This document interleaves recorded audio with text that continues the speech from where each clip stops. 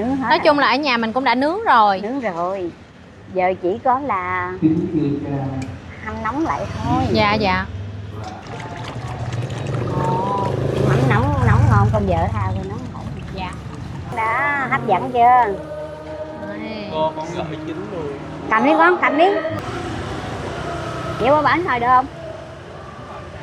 Muốn ngồi bên đây thì qua lấy ghế bàn lại giùm Chính đây.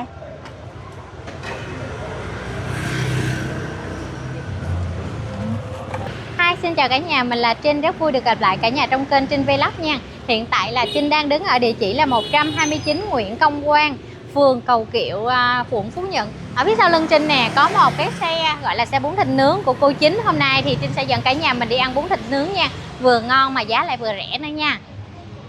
Bây giờ là cô chú bắt đầu soạn ra bán, nhưng mà cái tầm để mà gọi là có khách đó là khoảng 6:30 là đến 7 giờ nha.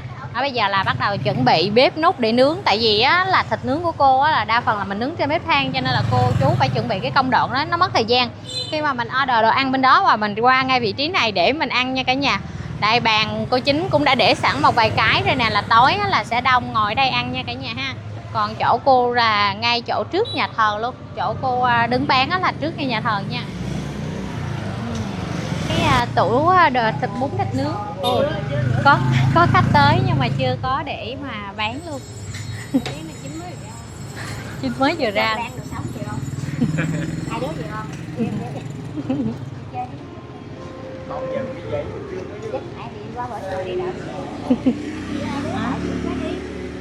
Bây giờ thì cô Chính mới dọn ra nhưng mà đã có khách tới rồi nè cả nhà, nhưng mà chưa có kịp.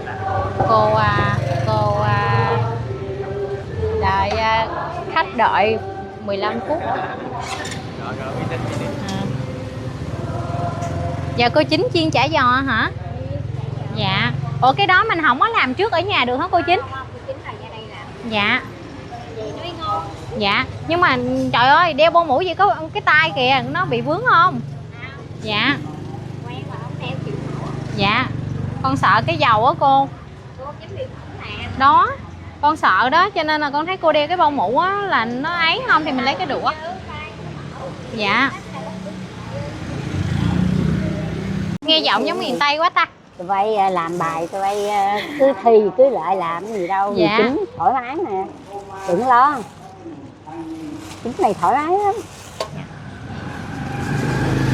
Chính bán ở đây từ mấy giờ tới mấy giờ Chính ha? Đó bắt đầu vậy nè. Đó. Con coi mấy giờ ấy? Bây giờ bây giờ là 6 giờ đó Chính. Để đó cái này. Dạ. 6:30 mới có lần ha. Dạ. Là ướp thịt sẵn rồi xong rồi đem ra đây nướng. Xong hết rồi, giờ mình chỉ có nướng mà thôi. Cái này là vị Chính xào. Còn nướng thì của chú nè. À có ở đây là có bún thịt xào nữa. Bún thịt nướng nữa. Có đứa nó không ăn nướng, đứa nó ăn xào. Dạ bún thịt xào với lại bún thịt nướng như vậy nè, chứ bóc vô sao chịu nổi. Bởi vậy. Mấy đứa nhà đâu vậy? Con á hả? Con Tú với Thủ Đức lần Chính ơi. Ôi, nghe cái mùi thịt nướng thơm quá con chạy lên tới trên đây đó. Trời ơi, thấy hương vậy. Cho nên là hôm nay phải quyết tâm ăn. Mấy đứa quay để làm bài hả? Dạ. Làm bài thi hả mấy đứa? Dạ làm bài thi. Tại chứ con làm vlog để giới thiệu cái món ăn của cô Chính nè. Quay rộn ràng quá bây. Chính quê ở đây luôn không Chính hay là ở tỉnh Chính? Long An á. Trời nghe giọng là con biết miền Tây liền, thấy con hay không? Long An á. Dạ. Lát ăn vô là con biết miền Tây này. Dạ. Nghe giọng biết chứ. Ủa là thường ngày là Chính với lại chú bán? Chính chú mà có hai thằng trai mà nó chạy taxi hết rồi. Dạ. Nó không có chịu làm nghề này đâu con. Không chịu làm nghề này. Có mình gì Chính với chú à. Dạ. Nó có suối Chính với chú nghỉ hoài. Mà quen rồi đâu có nghỉ được đúng không Chính? Bệnh á, qua nghỉ xá hơi ngày bệnh á. Nghỉ một ngày là bệnh vậy đó hả? Nghe mà thương ghê không? Vậy là mến nghề dữ lắm đó nha. Luôn. Mấy nhóc ăn nó sợ Chính xuống độc đất rồi Chính nghỉ không có tụi nào. Nó nói giá Chính nghỉ trúng số. Chưa có lâu nửa tiếng nữa con. Khách tới đó là không. Nói chung là thường ngày cuối tuần á là đa phần là mua giò nè là về ta ăn tối nó chết nó tiện á. Còn công phụ gì không? Công phụ với Chính nha. Con cứ lạnh. Dạ. Công việc của Chính cứ làm đi rồi tụi con vừa nói chuyện vừa quay Chính làm. Cái đó là nem nướng hả Chính? Nem nướng Chính làm vậy xong rồi lát dầu á Chính mới để vô nó mới nóng, nó mới ngon. Nhưng mà cái này là Chính đang rim lại hay là sao, hay là làm nóng lên thôi? Cái này nướng hết rồi, tại Chính muốn làm cho nóng rồi. Cái này nó chín hết rồi. Cái nem này nhìn rất là lạ nha, chắc đừng nó của miền Tây mình luôn nha, hay là Chính tự làm nha? Cái này của cái chị cái bên làm, sát bên nhà Chính. Sát bên nhà Chính là ở Sài Gòn này luôn. Sài Gòn, bà ở Sài Gòn. Giúp nhau qua lại ha, Chính lấy mối của bà đang có, bà có việc đi bà làm xong rồi Chính có việc để làm. Phải, Chính đây của bà là ngày Chính rồi gửi xe ngay nhà bà. Rồi bà cái này bà bỏ mới thì rất là đắt lắm á. Dạ. Con nhìn cái màu nó rất là đặc trưng, nhìn nó lạ, lát con cũng sẽ thử cái nem này. Mấy đứa cứ ăn thử. Ví dụ mà thiếu dở nhiều mấy con cứ góp ý gì Chính hô, Chính phái nữa đó. Đặng cho mình làm cho nó ngon hơn, nó hơn đúng không Chính? Đúng rồi. Dạ. Rồi mấy đứa trẻ nó ăn là phải góp ý, đúng rồi. Nhưng mà con nghe đồn ở đây là bún của Chính rẻ lắm. Đúng không? Cho nó ăn thoải mái. Cái đứa nó ăn không có thời. Ở cái quận này cũng gọi là quận gần như trung tâm rồi mà Chính bán rẻ quá cho nên là người ta bán 45-50 không á. Dạ. Thằng nhóc con của Chính nó nói mẹ con khổ quá, người ta bán 40-50, mày bán có 30 mày cho người ta ăn đầy nhóc. Dạ. Con nhỏ em Đài Loan á, cái nó biểu bà quay qua cho tôi coi nha, bà quay có ai bán bún mà để cho tụi thoải mái vậy không bà dạ. Chính bà bán. Nhưng mà hồi xưa giờ Chính được nhiều bạn tới quay không? Quá trời đứa quay. Bắt đầu là coi như được xuất hiện trên màn ảnh rộng là khi nào hen? Cách đây mấy năm rồi? Mới đây đúng không? Mà trong hẻm đâu có đứa nào biết Chính ba bán đâu. Dạ. Xong rồi cái Chính bán nay 34 năm rồi. 34 năm rồi. Chính ở đây Chính bán 30 mấy năm rồi. Dạ. Mà bán trong sự thầm lặng. Bán trong từ ở dở lên coi. Dạ. Chính bán từ ở dưới gì á. Rồi đó, Chính có rửa gì rửa. Rồi bán xong rồi từ từ. Đây nè. Mình xài nước của nhà thờ. Không. Nhà thờ không có xài được gì á. Mình mà cơ chế hơi bị khó không? Hơi bị khó đó. Nhưng mà bán ở đây là 30 mấy năm là bán có một chỗ này thôi. Chính ở đây nè. Cái nó ngập quá bán nhà qua bên đây mua bên đây. Dạ. Hết rồi đó. Cái này là phải đem ra đây nướng như vậy, làm vậy nó mới ngon. Chú nướng đây nè, nhà thờ dẹp lễ hết, lúc đầu chú nướng đó đó. Ngay chỗ cái xe hôm đó. Chú nướng ở bên đó. Bán lại tới mấy giờ? 9 giờ mấy Chính vô rồi. Dạ. 9 rưỡi con Chính không có cho bán khuya. Lớn rồi mình bán trễ quá mình nghỉ ngơi mình không phải có. Nhưng mà 9 mấy là Chính hết rồi, Chính bán ít rồi con dạ. ơi. Có 2 nồi thịt này với xô này thôi hả? Đâu có bán nhiều đâu con gái. Con ở Thủ Đức luôn hả mấy đứa? Hồi nãy con thấy có chú ra rồi chú vô lại đây hả? Chú vô chú lấy ghế lấy đồ ra. Là coi như nhà mình ở trong hẻm trong đây một xíu. Nhà mình trong đây.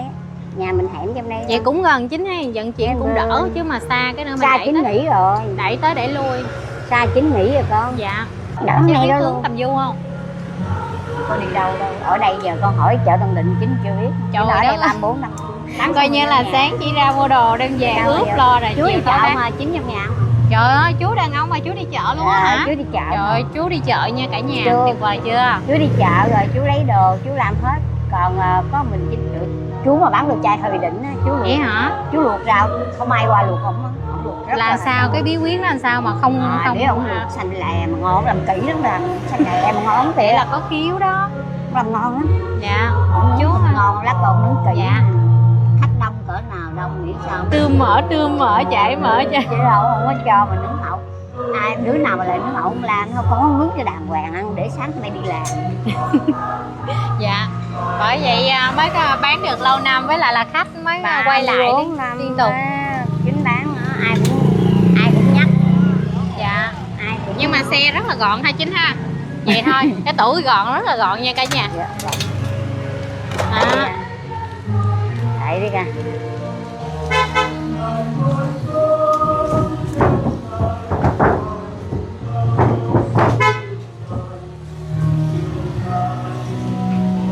Có cần con phụ Dương Chính? Thôi, có đâu có gì đâu. Ý là tối là cái đường nó đỡ xe hơn đúng không Chính? Nó chút xíu là lát chiều này là nó tan tầm ra cái chút xíu à. Dạ. có gì chín bán nha, buồn lắm nhắn tin à. Nhắn tin à? Tối nhờ chính bán mà đông vui. À. Chính đang tháo đậu phộng nha, đậu phộng đó để ăn kèm với bún Ở thịt nhà nướng Giang nha. á. Tự rang luôn hả chính? Có bữa chú Giang, có bữa mệt quá thì chú lấy ở ngoài Tân Định rang tại chỗ luôn. Nó rang cô tại đi chỗ rang luôn. ngon. Dạ dạ. Đậu phộng này là chính tự rang ở nhà nha. Còn hôm nào á mà giống như kiểu mệt quá, hồi nãy cô chính nói là ra Tân Định nhưng mà là coi người ta rang tại chỗ rồi lấy luôn chứ không có là lấy cái đậu cũ nha cả nhà. Cho nên là thường đậu như thế này nếu mà đậu mới là sẽ thứ nhất ăn rất là giòn và thơm nha, giòn thơm và không bị hôi dầu. Tại đậu phộng này mà để lâu là nó sẽ bị hôi dầu nha. Con bóc miếng ăn thử. Ăn thử thôi. Bóc đi. Này là chính thử nha cả nhà. Chính dễ thương quá, đúng người miền Tây luôn. Chính thử nha. Thử đi. Thôi, mọi người đừng nói Trinh bị vô duyên nha, nhưng mà tại vì chính mời Trinh để thử trải nghiệm thiệt mà dạ, rất là giòn nha, rồi thơm nữa. Trời ơi, ngon quá, ăn đi. Vừa Giang. Chín này. Thấy không? Cái giờ chính đang dọn ra cho nên là hơi lụp chụp nha cô chú anh chị. Ngon, đừng lo. Chính cứ làm đi. Ráng nè, coi chín tưới dầu lên ngon lắm. Làm ngon. Không phải vậy đâu, lát còn nóng lại. Lát còn làm lại cho nó nóng nữa. Dạ. Nóng là mình bỏ lên trên bếp mình nướng hả chính? Một lát là mình chiên dầu. Chiên dầu. Bây giờ nó đã coi như nó chín rồi, hết rồi, nướng Dạ. trong lò hết rồi. Nướng hết. Nói chung là ở nhà mình cũng đã nướng rồi. Nướng rồi. Giờ chỉ có là hâm nóng lại thôi. Dạ dạ. Coi như là chỉ có 2 cái bếp thôi là làm đang xen qua lại. Lát chú ra nướng cái lò riêng nữa. Là một lát chú ra là sẽ làm thêm cái lò than để nướng thịt. Còn và 2 cái bếp ga này là để chiên chả giò với lại ram cái phần thịt này. Cái đó là thịt này mình rim lại cho nó kẹo hả chính? Cho kẹo ngon. Dạ. Ướp theo kiểu miền Tây á là nó ngon, ngọt lắm nha, thịt nó mềm lắm. Không ngọt đâu, thơm lắm, coi ăn miếng thịt nó khác người. Dạ. Nè, coi chính này pha nước mắm mà tụi bay không dạ. Giờ chính pha nước mắm nha cô chú anh chị. Xuất sắc luôn, tỏi ớt rồi là chuẩn bị sẵn nhà, bây giờ là sẽ pha nước mắm tại chỗ luôn. Dạ con chào chú.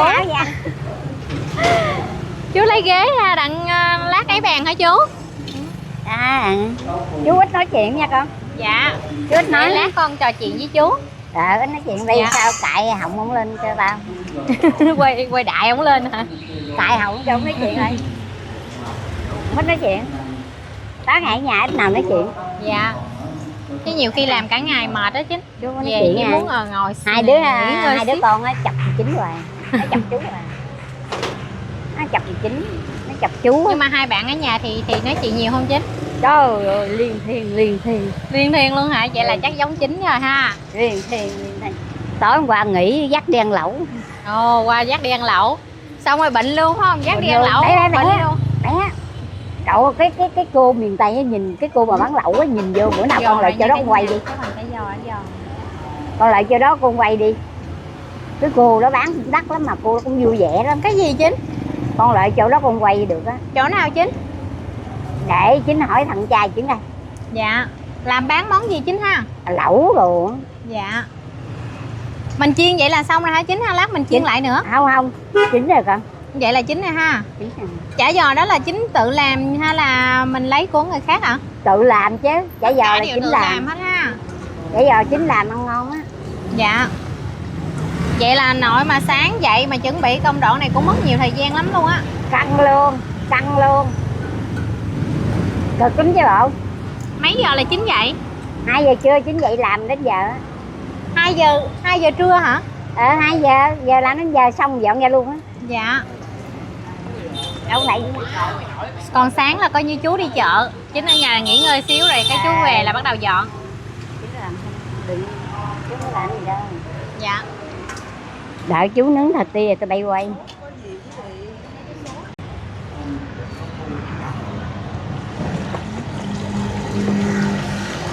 Để yên con, để yên. Nóng ngon con vợ thao rồi nóng. Dạ.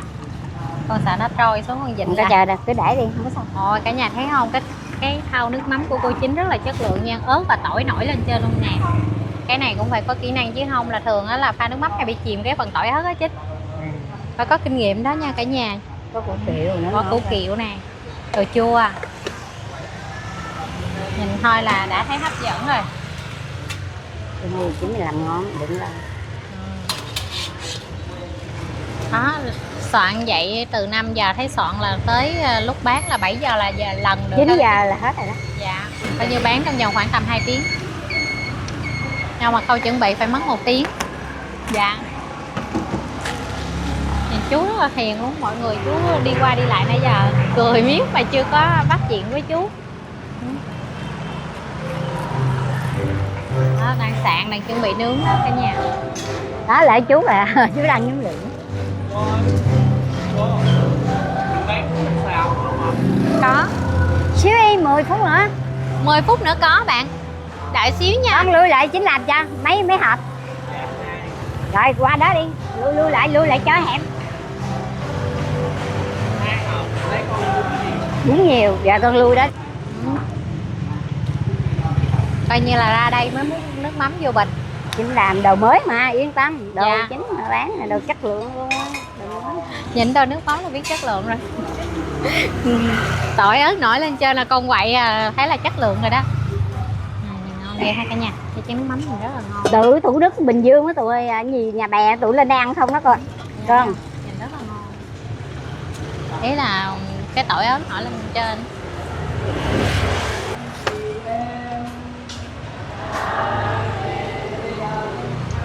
Vâng. 40 một phần thì cô cho. Rồi, đợi 9 cái. Lần đầu tới ăn. Mấy đứa quán em nó chỉ qua đây á, nó nói là muốn ăn của cô là hên xui. Có căng phải không? Phải có căng. Phải cái câu này là chụp liền. Có căng mới ăn được. Vậy là phước dữ lắm đó. Rồi da mấy đứa để phỏng da. Ồ, chính đang làm ảo thuật. Nè, ra đây để quay nè con, đã hấp dẫn chưa? Cô con gửi chín luôn. Cầm đi con, cầm đi. Con đâu chạy khỏi chín đâu con sợ rồi. Quay giùm cận. Vậy là bữa nay em cũng ăn. Mình cũng có căng nè mới tới gặp chính được.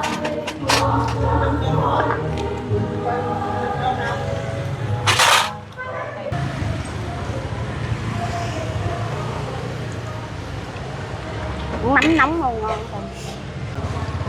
Trời, Tiền Giang lên đây cũng nhiều quá chừng ha. Đi vòng vòng gặp Đồng Hương nhiều nha. Lan cho qua bển đi con, qua bển đi. Bị đông xe. Thôi chắc quay đầu xe lên ngồi. Cứ ngồi thẳng trên xe đi cho nó chắc ăn. Muốn thịt nướng.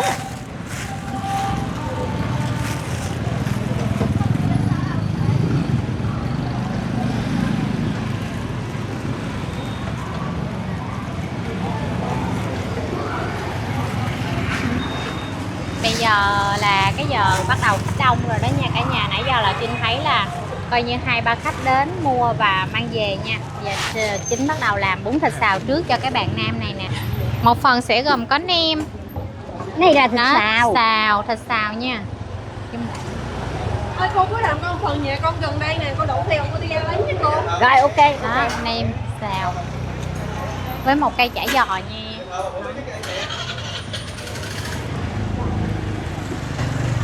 Để mẹ lại rút cái bao con trai. Lại rút cái bao. Ơi cho con 2 hộp ăn ở đây nha. Rồi qua bển đi con, lấy xe qua bển luôn. Đậu xe qua bển nha. Rồi có hành phi nữa nha cả nhà. Nè con trai. Ôi một hộp nhiều á, full đầy luôn, cái hộp đậy là không chặt luôn, nó bung ra luôn đây. Rất là nhiều. Để bé có thêm bún không con? Đó, ai ăn bún nhiều thì có, ai ăn bún nhiều Nha, thì để xin có thêm, bụng Chính nha. vẫn có cho thêm bún nha. Đó thấy không? Chính bóc bún thêm cho Chứ ăn thiếu nó cái không bạn ngon. nam nào mà ăn Này mặn nè. á thì mình cứ xin thêm bún, đừng có ngại.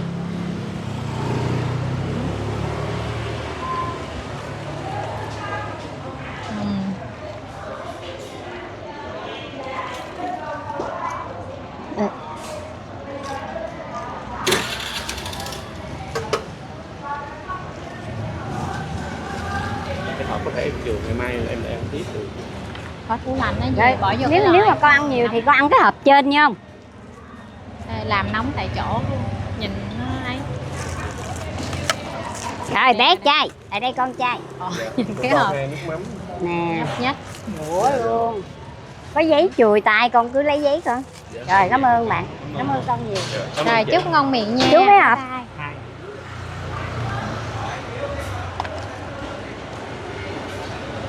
Chú chắc hay ăn ở đây hả chú? Lâu lâu hôm nay chú mới lại lần đầu tiên mà lạ mà. Thấy quảng cáo trên TikTok mà nó chạy được kiếm nữa. Ăn thử biết đâu bữa sau ghiền luôn. Cái này là thịt xào nha, nếu anh đỡ thì thịt nướng. Anh chịu đỡ thì thịt nướng. Thịt nướng mà đợi xíu nha. Nha. Vậy là chắc phải đợi chú. 2 4 chẳng. Rồi em đợi sẵn để đem lại nữa. Cái này là xào, cổ này là nem. Nhưng mà thịt xào của em ngon lắm, anh ăn thử coi, nó ngon cực đỉnh luôn á, bảo đảm luôn á.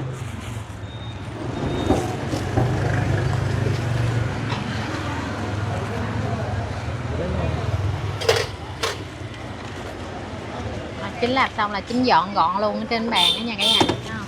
Thịt nướng có nem không? Có luôn, đầy đủ hết, cái gì cũng có.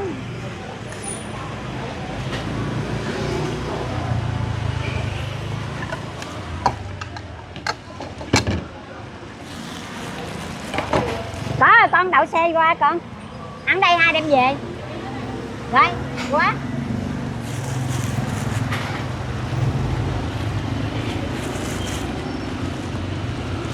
Rồi đậu vô. Ngồi con, ngồi. Để chính lấy bàn lại.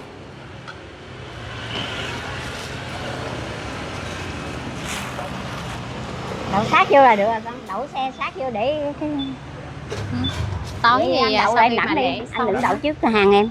thì bên nhà thờ đóng cửa cho nên là cả nhà mình khi mà đến ăn á, mình có thể đậu sát trên vỉa hè như thế này nè. Đó thì phía bên ngay chỗ ông chú đang đẩy xe nè thì Đi cũng qua, có thể chú là qua quay đi ngồi, con. Đi qua chú em. ngồi bàn đó một vài cái nha. Rồi sau lưng của mình cũng sẽ có một vài cái bàn để Bé mà bé khách qua ngồi chú ăn lại. qua chú Còn nữa, chính thì chỉ có quay quay. ổng đi dụ ổng nói chuyện coi. Dạ. Không có nói chuyện. Con dụ ổng đây. Dụ ổng nói Lát chuyện. con trò chuyện Đó. tâm sự với chú. Đó lại đi, lại tâm sự đi. Dạ. Chú chưa nướng mà chết. Chú đem lại kìa, chú ngồi chiếc của con á. Nghe trước á. Dạ, để con coi. Qua bển lấy bàn qua hai đứa lấy gì chính là hai đứa. 3 tỷ con. Sao vậy? Sao hả? Sao vậy bé? 3 tỷ nhầm gì?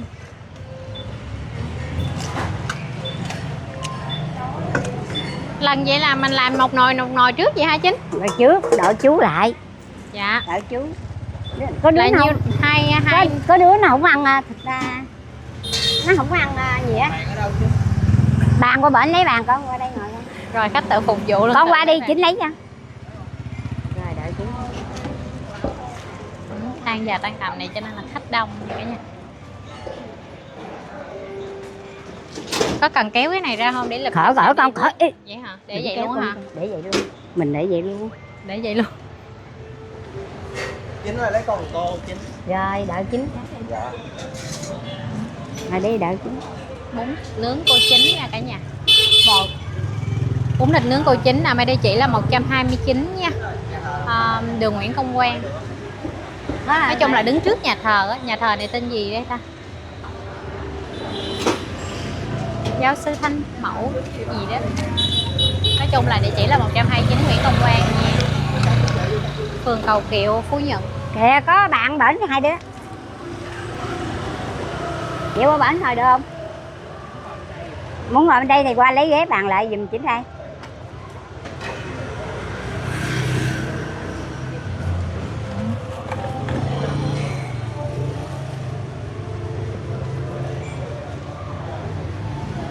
Cái màu thịt lên đẹp quá ha Chính.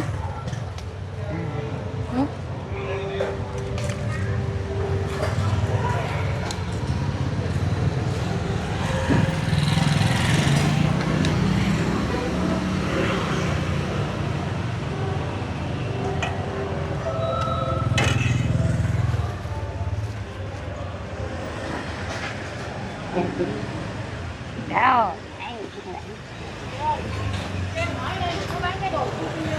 Tự múc rồi tự phục vụ luôn.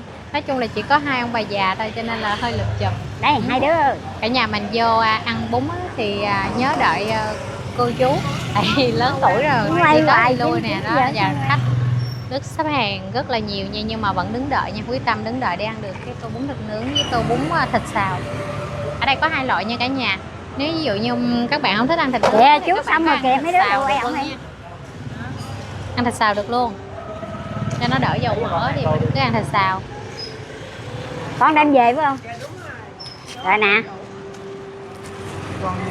Nhưng mà thịt nướng thì chú 60 nướng hơi cân. trễ, giờ chú mới bắt đầu nướng á, là khoảng tầm 6 giờ rưỡi là chú mới bắt đầu nướng, cho nên là nếu mà khách đến sớm thì có thể là ăn bún thịt xào trước nha. Được.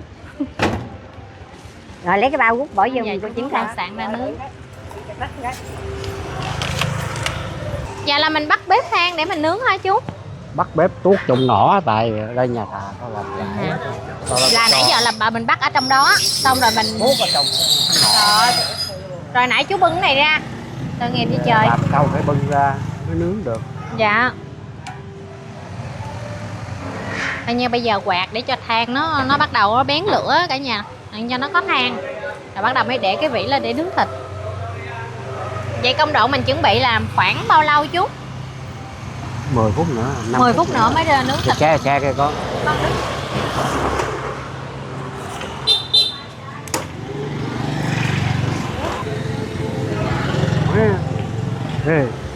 Coi như là vì cô Chính, cô với chú cũng lớn tuổi cho nên là khách tới là coi như cô múc xong là các bạn tự lấy bịch, các bạn tự bỏ vô luôn nha.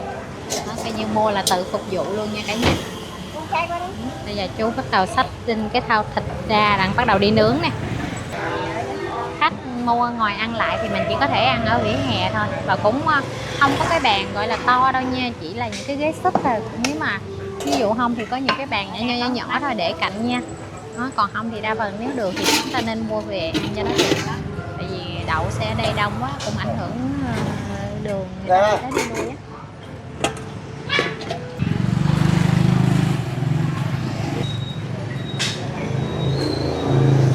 Đây chú bắt đầu sạn nướng thịt, than đã bén lửa rồi. Hồi xưa giờ là coi như là chú đi chợ không chứ cô ít đi lắm hả chú? Nhưng mà mình phải có nhiều kinh nghiệm, giống như ra chợ mình biết cái nào ngon mình mới mua để về khách ăn người ta thưởng Biết thức. rồi con. Dạ. Với lại mối quen đó con. À là ra là, nhưng mà hồi lúc đầu thì mình ra thì mình cũng phải tìm ngon, còn giờ là quen rồi đúng không chú? Thôi ra đem tới không rồi con. Dạ.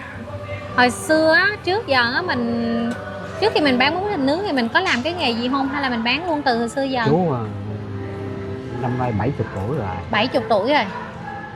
Còn thấy chú còn khỏe không con? Dạ. 70 á. Còn sức khỏe thì mình còn làm việc chú ạ. Đó hai vợ chồng làm thôi. Dạ. Không biết Hồi nãy có làm nghe xong cô nó có dọn. 2 người con, Con cứ 30 mấy tuổi rồi. nhưng mà lại không có theo cái nghề buôn bán của ba mẹ. Ô chú giờ chú lớn tuổi 1-2 năm nữa. Dạ. Chú cũng yếu rồi. Chú yếu hả? Nhưng mà thôi kệ, chiều ra ngồi làm xíu cho nó đỡ buồn, nhiều khi ở nhà nó buồn. 10 giờ dọn dẹp không, 12 giờ mấy quét dọn đồ đâu. Nhà thà cho cô bán đâu có tốn Dạ tiền. dạ. Biết không con? Dạ con hiểu. Cho bán mỗi năm ví dụ đóng góp 500 triệu vậy đó, đơn sữa. Sáng là mấy giờ mình dậy để mình đi chợ? Sáng hả? Dạ. Sáng 8 giờ. 8 giờ. 8 giờ đi chợ khoảng tiếng hơn tiếng. Dạ. Rồi mình ra là người ta cắt thịt sẵn hết cho mình rồi. Ta cắt hết rồi con. Dạ. Rồi rau thì sao chú? Rau hả? Rau thì mình ra mình mua. Là mình ra mình lựa mình mua chứ không có bỏ mối gì hết. Có sẵn Dạ. rồi. Nhưng mà cái nghề này á, hồi xưa giờ ông bà mình có bán không hay là từ đời của cô chú thôi? Từ lúc chú lấy vợ giờ mới bán. Dạ. Hồi kia đâu có bán. Coi như là mình là người khởi đầu luôn. Cứ làm thời gian cái giải thể chú nghỉ. Dạ, làm công ty hả chú? Công ty. Dạ. Chú làm thợ máy in đó. Làm thợ máy in. Cũng Chú nghỉ. có công việc rồi nhưng mà rồi xong rồi Nó công ty bị giải giải thể. thể đó con. Dạ. Làm nó thất bại giải thể. Cứ về năm 2008 Dạ. Chú ở đây 40 mấy năm chục năm Dạ, chú ở chưa lấy ở vợ. Sài Gòn luôn giờ. không hay là ở tỉnh? Cùng quê với cô không chú? Chú à, chú Dạ. ở không có cùng quê, chú ở Sài Gòn. À, chú ở Sài Gòn, coi như là gặp cô xong rồi Cô cưới xong rồi ở chú đây. đi làm đó con. Mai mối. mai Gì mối rồi hả? gì. Coi như tình duyên mai mối mà tới giờ là ngon rồi đó. Hai đứa con là lớn đi làm hết hả chú? Dạ. Dạ. Không Nhưng- có phụ. Tối là không phụ luôn. Ý là ban ngày có phụ mấy cái món lặt vặt, ví dụ như cuối Không tuần có không làm đi làm. gì á, có hai Dạ. vợ chồng chú làm. Chắc là tại do là hai bạn không có đam mê. Làm lái taxi. À, lái taxi thì cũng không có nhiều thời gian á chú. Nó Đi làm ngoài đường ngày, nhiều. nó nghỉ ngày đó con. Rồi Dạ. nó làm đêm. Rồi về không có làm gì á. Rồi hai vợ chồng chú bán ở đây tự dọn dẹp luôn. Dạ. Trời ơi. Hồi đó chú bán ban ngày. Dạ. Ngày Chú nào cũng qua ra ban ngồi đêm nướng mấy như năm vậy. nay à. Một thao như vậy là khoảng bao nhiêu thịt ta? Một xô vậy nè. Dạ. 7 kg. 7 kg hả? Sao con thấy cái xô nó nhỏ mà ta? 7 kg. 7 kg thịt nướng. 7 kg. Coi như ngồi vậy hoài luôn, nướng luôn tới khi nào hết thôi. Đó giao chú một tô thịt này á. Dạ. Là vừa thịt xào với lại thịt nướng luôn. Đào rồi chú không có trách nhiệm, Dạ. biết không? Trời ơi, bữa sau đem cái khẩu Nướng ở trang đây vô đi đủ để mệt khói rồi. nó bay vô mũi á, khó chịu lắm á. Chú quen rồi chú. Dạ. Để nó ngợp á, cái khói này nó cũng không có tốt cho sức khỏe á chú. Đúng rồi. Ý là lâu lâu mình tháo ra nhưng mà mình đeo vô đặng cho cái mùi khói này nè chú. Tại khói này nó cũng không có tốt. Đó chú bán một ngày mấy chục năm mà đâu có. Nướng lâu năm là kinh nghiệm này, nhìn vô là biết miếng thịt là nó ngon ha. Chở liên tục vậy luôn hả chú? Cái thịt nó mỏng lắm con. Dạ. Trời mới bếp cái lửa nó nhiều lắm, nó khét hết trơn à. Dạ. Rác nữa lửa ít này con đỡ. Cái công thức ướp thịt á là cô với chú tự nghĩ ra luôn. Dạo chú làm hết. Dạ, là Cái cô công việc. làm. Con Đó, nghĩ là công việc đó khách chú quay làm, lại một chú- phần là vì cái thịt nướng nó ngon á chú. Thịt là một phần nhưng mà cái sốt nướng á để cho cái thịt nó ngon nữa là một phần nữa. Thịt này nó cắt mỏng lắm. Nhưng mà ở đây nha, Trinh thấy một điều rất là hay là cô chú không có ướp màu nha. Cái màu nó lên tự Nó nhiên màu. hoàn toàn. Dạ. Ăn như vậy thì nó cũng tốt cho sức khỏe hơn á cả nhà. Tại vì thường á thịt nướng thì đa phần là Trinh thấy có nhiều chỗ ướp để cái màu nó lên được đẹp á, nhưng thật ra màu dạ, nhưng thật ra thì để cái màu như vậy ăn nó vẫn ok hơn đúng không chú? thôi hồi đó chú bán đâu có nhiêu đâu, mấy cháu nào tới quay đúng không, Dạ. đông ý, lắm. ý là nhờ mấy bạn đưa lên cho nên là mình mới đỡ khách được đông hơn, trộm vía hơn đúng không chú? Chứ trước là bán cũng chậm đúng không chú? Chú bán cũng được. Dạ. Sao mấy Ui, cháu rớt rồi, lụm mấy lên. cháu nó đăng lên mạng đó con. Dạ. Mới mấy trẻ trẻ Nhưng mà cái tỷ lệ á, nó tăng hơn nhiều so với trước tăng không? hơn nhiều con. Dạ, vậy thì hay. Dạ em như vậy thì cái việc mình làm nó không kịp để phục vụ khách, mình có sợ là bị ảnh hưởng không?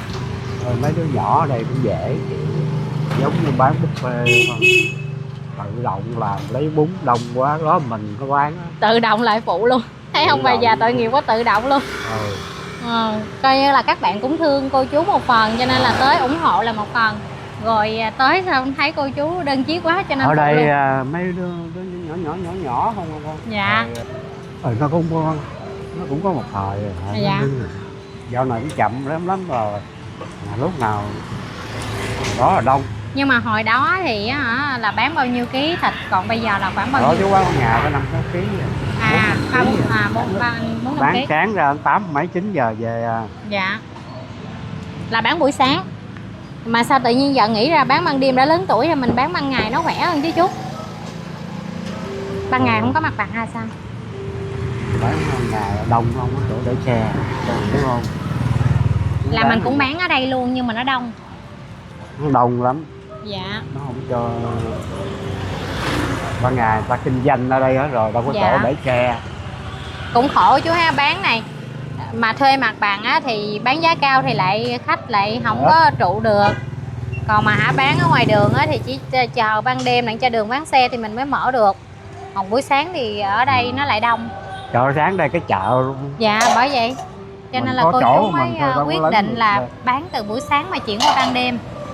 Mình đâu có để xe được cái chỗ này như vậy. Sáng nhà thờ cũng mở Sáng mà đúng không chỗ chú? này người ta bán nó rồi. Dạ.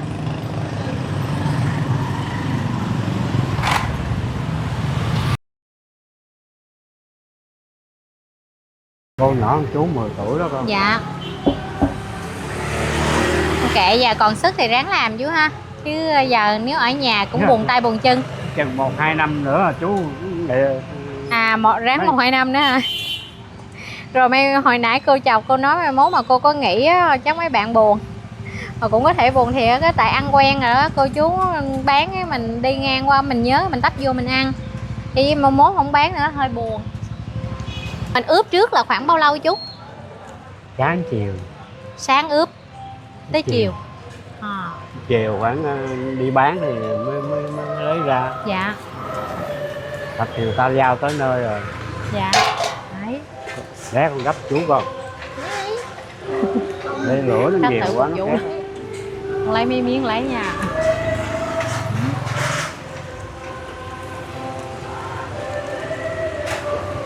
Rồi con.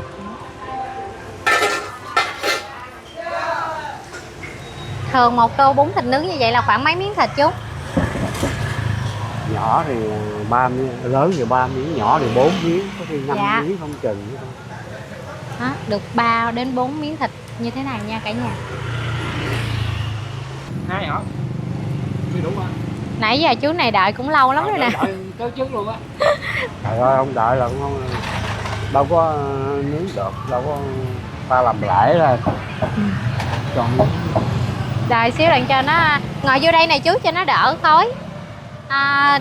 Đợi nướng cho thịt nó chín. Bếp kìa. Con lại con mua bún con ăn. Chú nướng đi lát con lại con lấy thịt á. Con ăn bún thịt nướng.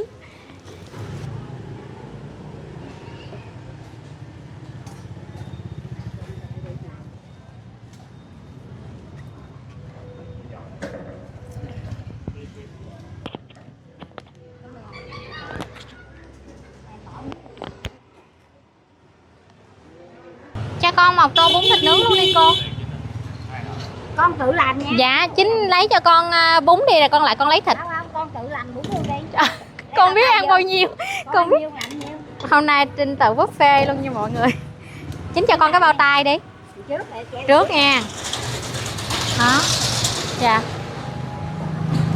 Bún thêm không con trai. Con trai bún thêm không con? Được rồi Chính. Được rồi. Sao có biết bao tay nằm đâu đâu. Đầy chắc đầy quá à. Đầy bao tay chắc đầy.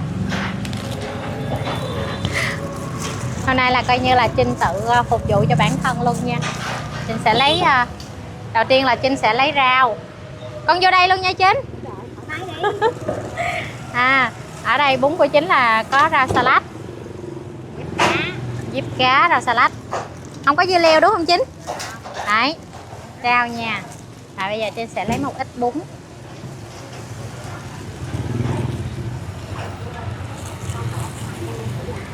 Nhiêu đây ha? Hơi nhiều. Rồi, xíu nữa Trinh còn đi review chỗ khác nữa cả nhà, cho nên ăn xương xương thôi. Ăn nhiều quá no, ăn thịt là chủ yếu. Rồi, bây giờ Quay vòng. Chính ơi, con lấy nem nha. Sẵn lấy thịt nướng trước rồi lại đây. Rồi, bây giờ Trinh sẽ đi lấy thịt nướng trước.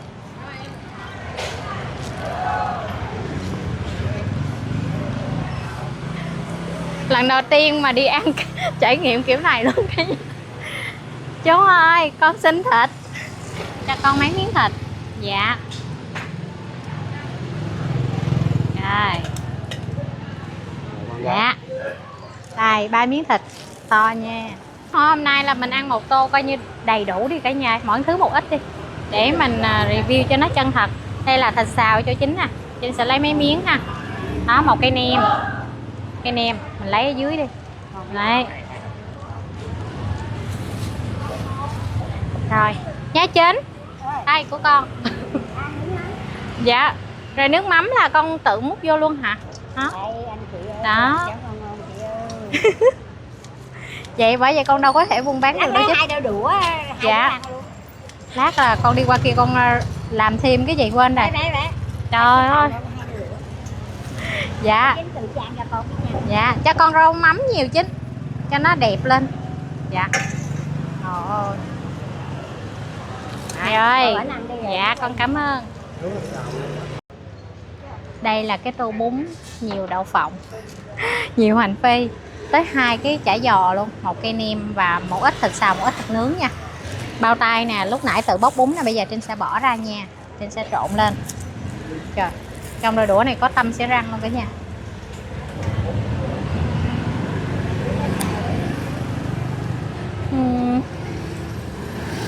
Đấy. Trinh đã chan nước mắm sẵn vô luôn rồi. Bây giờ Trinh sẽ trộn lên nha cả nhà, cho cái bún nó thấm với nước mắm nha.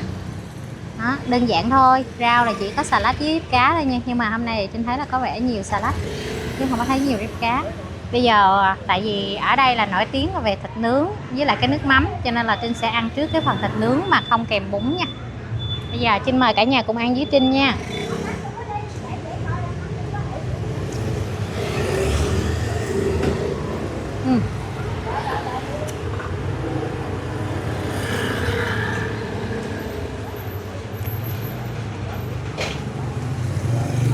Miếng thịt nướng rất là vừa ăn luôn. Nó không có, nói chung là đúng cái vị là ngọt của miền Tây luôn cả nhà. Tại vì cô Chính là người Long An, không phải nói, nhưng mà người miền Tây họ nêm nó rất là đậm đà nha. Ngọt, nhưng mà không phải là ngọt gắt, nó ngọt nhưng mà có độ mặn vừa phải. Nhưng mà đặc biệt á, cái thịt nướng nha, không hề bị khô luôn. Ví dụ là chú nướng lửa to nãy rõ ràng mình thấy đúng không, nhưng mà nó không bị khô và nó chín đều như cả nhà, không có bị giống như kiểu là ở ngoài thì nó cháy mà ở trong là nó sống nha. Không nè, cả nhà nhìn thấy cái miếng thịt không, nó vừa chín tới cho nên thịt nó rất là mềm và ăn nó rất là ngọt. Thịt ngon nha.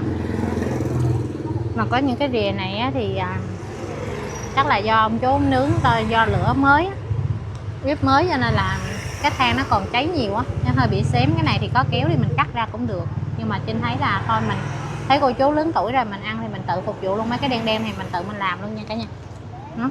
Nhưng mà thịt ngon lắm nha cả nhà. Nói chung là bán 30-40 năm rồi thì chắc chắn là cái kinh nghiệm của cô chú rất là nhiều, nên là mình không thể phàn nàn được là cái thịt nó dở hay là không dở. Mà ở đây là cái thịt nó rất là ngon. Cái này là Trinh công nhận một điều, và ướp cái vị nó rất giống miền Tây. Nó không có, nói chung là bây giờ cũng đi ăn mấy chỗ cũng làm về thịt nướng nhưng cái vị nó khác, mỗi nơi mỗi khác. Nhưng mà cái vị ở đây nó đậm đà, không quá ngọt, không quá mặn, nhưng mà khi ăn với bún thì nó rất là ngon, nó vừa. Rồi bây giờ Trinh ăn kẹp với bún nha.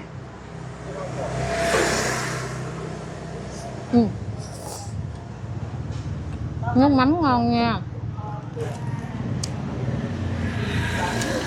nước mắm ngon nha cả nhà, rất ngon nha. Rồi bây giờ là tới thịt xào. Nãy là để Trinh ăn thêm một ít rau với lại bún đi, ăn cho nó lạ cái vị, cái là mình mới vô được cái thịt xào. Bây giờ Trinh sẽ ăn cái rau với bún đặng cho nó, cái đôi đũa này nó hơi yếu cho nên gấp nó hơi bị chinh nè cả nhà thấy không. Hành phi thơm quá, các bạn hơi chinh cả nhà, thông cảm đi. Rồi bây giờ nè, Trinh sẽ ăn cái phần thịt xào nha. Hồi nãy là Trinh ăn thịt nướng rồi, bây giờ thịt xào. Đây miếng thịt nha.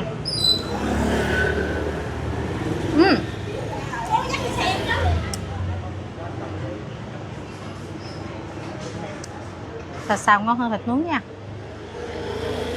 Thứ nhất là nó thơm cái mùi sả, chắc chắn cô sẽ có ướp một ít sả trong đây. Và thịt nó rất là mềm, và cái vị thì nó đậm đà hơn cả thịt nướng luôn. Không biết là do thịt nướng mình ướp nó chưa đủ thời gian hay sao, nó hơi nhạt hơn một xíu. Nhưng cái thịt xào vừa mềm, vừa thơm mùi sả, và vừa rất là đậm đà. Rồi đậu phộng là cô tự rang ở nhà nè, giòn quá trời. Rồi, cái này cũng tự cuốn ở nhà luôn. Nem thì Trinh không có, chưa có ăn, nhưng mà nem này thì Chính không có làm tại nhà. Nem này là Chính mua của cái bà hàng xóm, cho nên là một lát Trinh sẽ cầm lên sau. Bây giờ Trinh sẽ ăn cái phần chả giò trước, tại này là Chính tự cuốn ở nhà nha.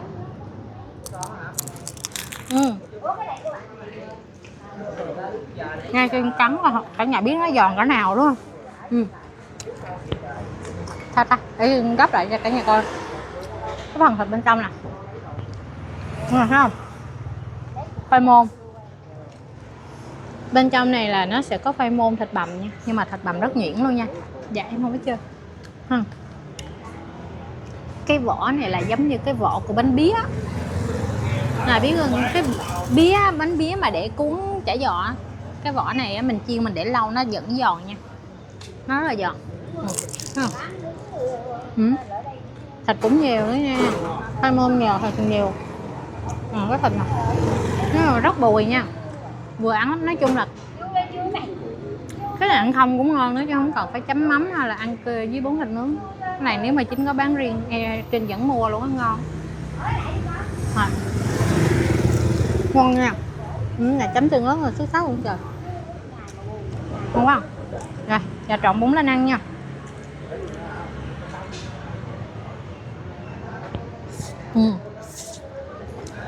Một tô.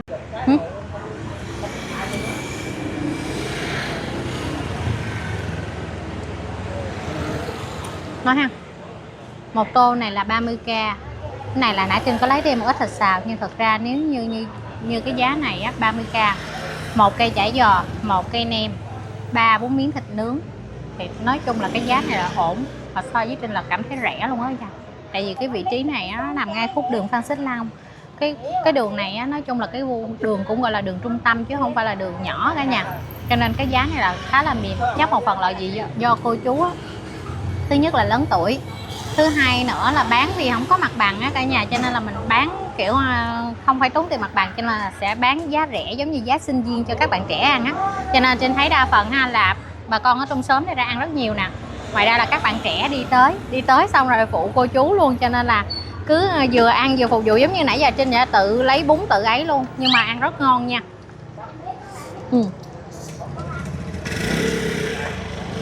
Trinh thích ăn cái rau chua này nè, nhưng mà hôm nay nãy thấy là nó ít, cho nên là Trinh không dám xin thêm. Mà dù có xin rồi cô cũng có lấy một ít, nhưng mà nó ít quá. Cái đó có thêm nữa thì nó sẽ ngon hơn.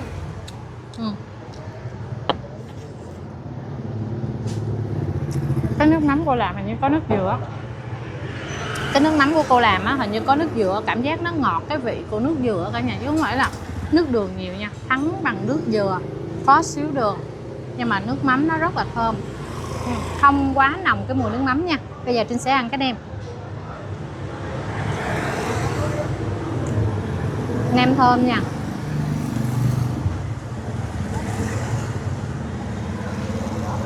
Không quá ngọt, vừa thơm. Nhưng mà Trinh nghĩ nếu nem này không chiên mà nướng ăn chắc nó sẽ ngon hơn. Tại vì á mình chiên á thì nó sẽ nhiều dầu mỡ, ăn nó sẽ ngán, nhưng mà nướng lên thì Trinh nghĩ nó sẽ thơm hơn là cái thứ hai nữa.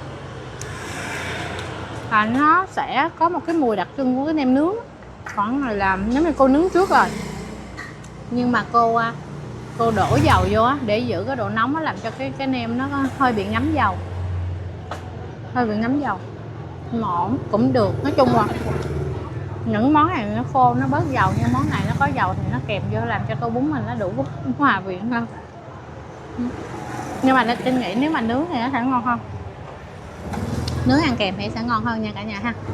Rồi chắc là Trinh cũng cảm ơn cả nhà đã dành cái thời gian xem clip của Trinh nha. Còn bây giờ thì chắc là Trinh cũng sẽ ăn tiếp cho hết cái tô bún này nha. Chúc cả nhà một buổi tối thật là vui vẻ nha. Nếu mà tiện đường đi trên cái đường Nguyễn Công Quang này á, mình vô ủng hộ cô chú ăn bún thịt nướng nha. Bún thịt xào, bún thịt nướng giá chỉ tầm 30 thôi, nhưng mà cũng nhiều topping. Nói chung là tự phục vụ, cho nên mình muốn ăn ít nhiều gì mình cứ lấy nha. Cô chú rất là dễ chịu, người miền Tây á, cho nên là vui vẻ lắm luôn. Đó, tự phục vụ luôn. Đa phần mấy bạn tới là đa phần là tự phục vụ nha, nhưng mà ngon nha cả nhà ha. Rồi bây giờ thì Trinh xin chào và hẹn gặp lại, bye bye nha. Đấy đây nha Trinh. Rồi, cảm ơn nhiều bác. Trinh cũng gần hết luôn rồi cả nhà, 3 tỷ thôi nha cả nhà.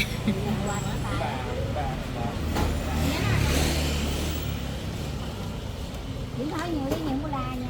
Không nha. Không, hồi nãy con có lấy Mới bớt cũng cho quay. mốt tôi không cho quay nữa.